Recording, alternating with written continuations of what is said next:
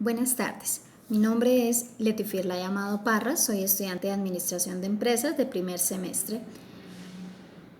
En el día de hoy quiero exponer un tema muy importante, como lo es la ética en la sociedad.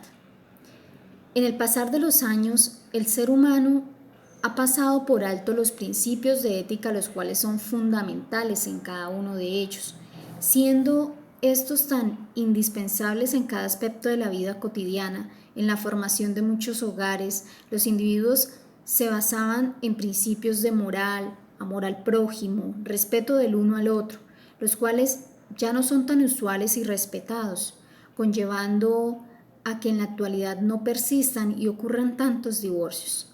Estas virtudes fueron cambiando y no para bien, por lo contrario, para perjuicio de todos, ya que al no estar estas bases como prioridad y reflejo hacia la comunidad, dan por visto que en todos los aspectos se emana una mala energía en todo lo que realiza el ciudadano. En el ámbito laboral, por ejemplo, hacen que el trabajador pierda oportunidades por falta de estos principios, por su mal comportamiento, malas conductas, falta de respeto hacia el otro, falta de educación y así viendo perjudicado el desarrollo social de cualquier país. En la sociedad actual se viven muchas conductas negativas por la mala convivencia que esto ha conllevado, siendo temas de conflictos y disturbios en cualquier área. Por ejemplo, en el caso de los hogares, viviendo la violencia intrafamiliar, en el ámbito laboral se lleva a perder el respeto hacia sus autoridades, hasta en el ambiente externo se viven malas conductas por ciudadanos que carecen de estos principios. En los transportes públicos se presentan discusiones que en ocasiones no tienen relevancia para perjudicar la paz y la tranquilidad de las demás personas. En el progresivo desconocimiento de las obligaciones del Estado en materia educativa es una de las principales causas de atraso institucional que vivimos, mientras que en la mayoría de los estados desarrollados o en vías de desarrollo, el presupuesto anual para la educación se encuentran por encima de todos los rubros presupuestales. En Colombia ha pasado todo lo contrario, siempre ha sido uno de los presupuestos más reducidos. Esto lleva como un resultado que no se pueda hacer catastrófico. Un balance objetivo de 23 años de vida constitucional no deja una educación pública deficiente, así como una educación privada de baja calidad, lo que termina produciendo profesionales más mal formados, que no responden a la alta demanda de competitividad de la actual sociedad globalizada, lo que se ha denominado como la ausencia del Estado educador.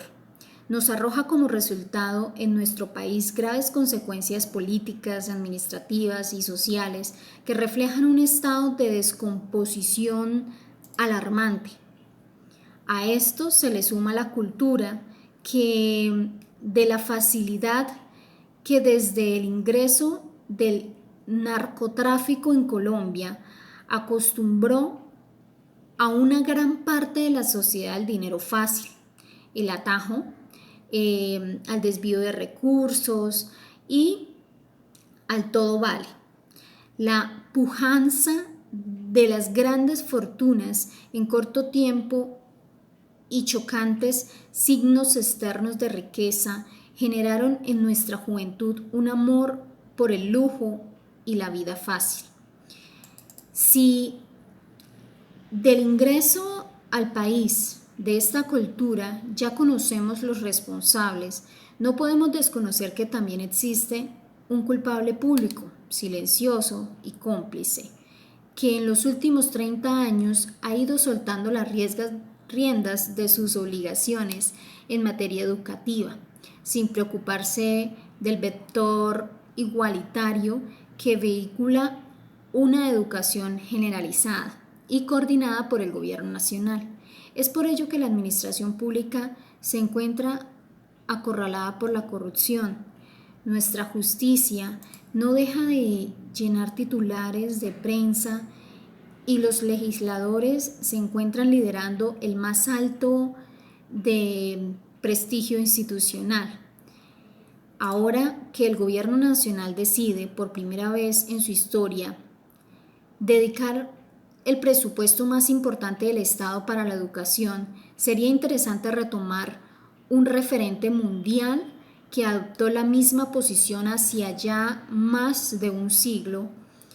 En Francia, desde los escritos del sociólogo Durkheim a finales del siglo XIX, que pregonaba el cambio de la sociedad a través de la educación de calidad. Se comenzó a invertir en profesores y en establecimientos públicos de buena calidad para lograr una sociedad más justa y desigual. Los resultados son sorprendentes.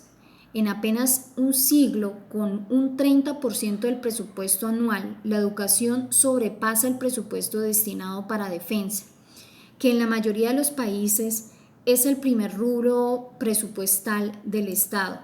Gracias a una buena educación, Francia logró salir del estado de precariedad económica en la que se encontraba y logró crear una verdadera sociedad civil, homogénea, igualitaria. El 90% de la educación de ese país es pública y gratuita, desde la maternal hasta la universidad. La mayoría de los establecimientos educativos son financiados por el Estado, algunos de altos niveles de calidad académica y reconocidos a nivel internacional. El Estado francés se ha preocupado no solo por la educación formal, sino también por el financiamiento de establecimientos educativos en donde se preparan los jueces, los políticos, los administradores. De la Escuela Nacional de Administración, ENA, del Colegio de Jueces y de la Escuela de Ciencias Políticas, ESIENCEPO, salen élites de funcionarios que sirven al Estado con altos niveles de eficiencia, compromiso social y ética con la sociedad. Dicha inversión generó a la sociedad gala un importante desarrollo económico y social que la convirtió en un referente obligatorio, atrayendo hacia sus instituciones de educación las más destacadas élites políticas y económicas del mundo.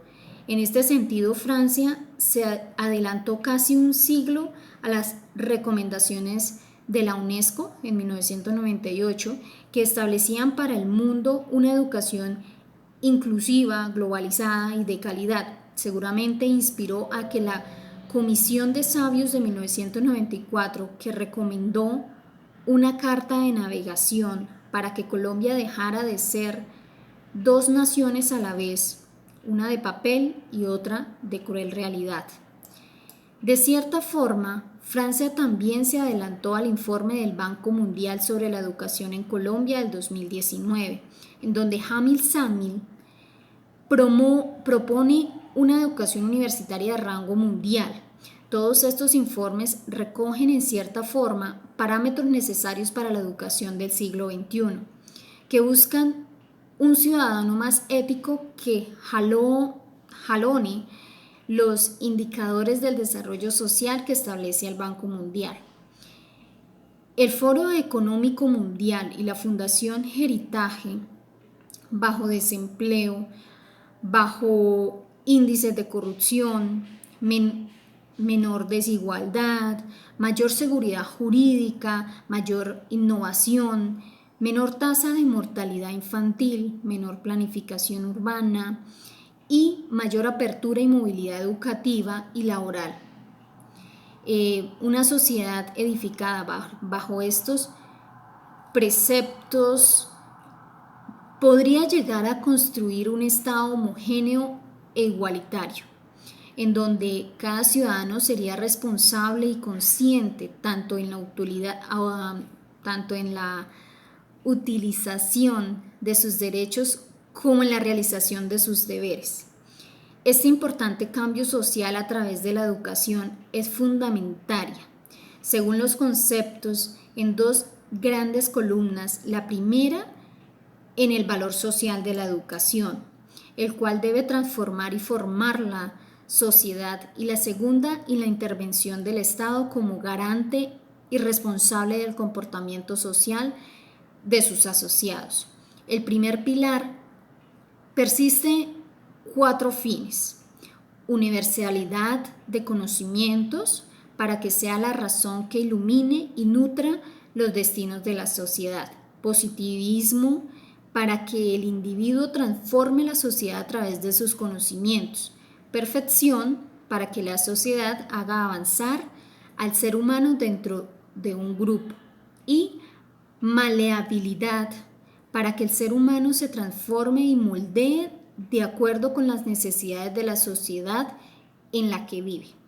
El segundo pilar es considerado como necesario para erradicar la ignorancia del ser humano, para garantizar la adopción de conocimientos comunes, para crear un sentimiento general de moralidad y de solidaridad, para facilitar un mejor funcionamiento de las instituciones democráticas. Si la deficiente educación que hemos tenido nos sirve por medio construir el país violento que hoy tenemos, es el momento de darnos cuenta de que los tiempos han cambiado y que nuestro sistema educativo es impropio. La educación que se nos brinda actualmente no ofrece las herramientas necesarias para el desarrollo de la personalidad y para el libre crecimiento de las nuevas generaciones. El mundo es hoy más reducido, altamente informatizado, lógico y ágil. Colombia no está adaptada para afrontarlo. La competencia de la mundialización a la cual se dirige hoy la sociedad del futuro, fruto indomable de la invención de la informática, ha engendrado un movimiento mundial de reevaluación del sistema educativo y de las necesidades de transformación ética de nuestros ciudadanos. Si con la solicitud formal de ingreso de Colombia a la Organización para la Cooperación y el Desarrollo Económico, OCDE, se pretende avanzar en indicadores de desarrollo, esto no tendrá por sí solo una incidencia en el desarrollo social de nuestro país sin un cambio considerable en la cultura de la ética y de la legalidad. Por ello, es bienvenida la Agencia Nacional de Competitividad, que viene de ser incluida en el Plan Nacional de Desarrollo del 2014 al 2018, en donde se contemplan una gran estrategia para atacar la ilegalidad y volver a la cultura ética de la formalidad. Sin embargo, en muchas facultades de derecho de nuestro país, la ética sigue siendo un curso de relleno. En otras facultades, el programa es optativo, y en muchas ni aparece en el pénsul académico.